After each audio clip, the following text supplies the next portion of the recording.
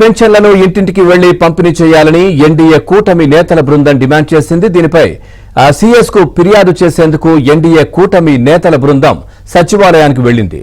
అయితే సీఎస్ నుంచి సరైన స్పందన రాకపోవడంతో బ్లాక్ 1 ముందు వారు బైఠాయించి ఆందోళనకు దిగారు.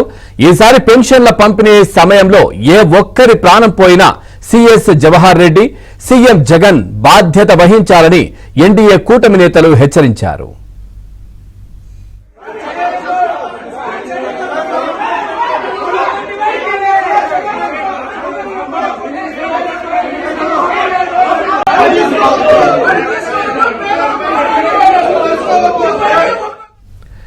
ఏపీలో రాక్షస పాలన కొనసాగుతోందని టీడీపీ పోలిట్ బ్యూరో సభ్యుడు వర్ల రామయ్య తీవ్ర ఆగ్రహం వ్యక్తం చేశారు. రాష్ట్రంలో ఎన్నికల కోడ్ అమల్లోకి వచ్చాక కూడా అదే తరహా రాక్షస పాలన సాగుతోందన్నారు.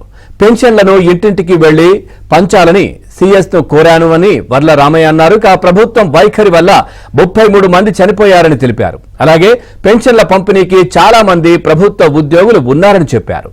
పెన్షన్లు పంపిణీ కోసం టీచర్లను వినియోగించుకునే ప్రయత్నం చేయాలన్నారు. గత 5 ఏళ్లుగా రాక్షస పరిపాలన జరుగుతున్నది. మోడల్ కోడ్ ఆఫ్ కాండక్ట్ వచ్చిన తర్వాత కూడా ఇంకా అదే రాక్షస పరిపాలన కొనసాగుతూ ఉన్నది. ఈ రోజున ఎన్డీఏ కూటమి Telugu Desam party, Janasena party, Bharatiya Janata party ముఖ్య నాయకులందరం కలిసి పెద్ద రిప్రజెంటేషన్ పట్టుకొని చీఫ్ సెక్రటరీ జవహర్ రెడ్డి గారి దగ్గరకు వచ్చాం. అనుమతి తీసుకునే అయ్యా మళ్ళా రేపు 1 తారీఖు నుంచి రాష్ట్రంలో ఉన్న వృద్ధులకి పెన్షన్లు ఇవ్వాలి.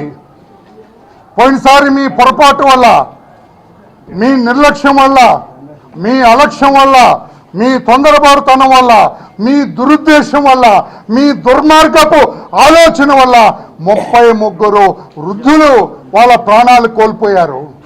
ఈసారి అటువంటిది జరగటానికి వీలేదు, అటువంటి అన్యాయం జరగటానికి వీలేదు, ఒక్క ప్రాణం కూడా పోవటానికి వీలేదు.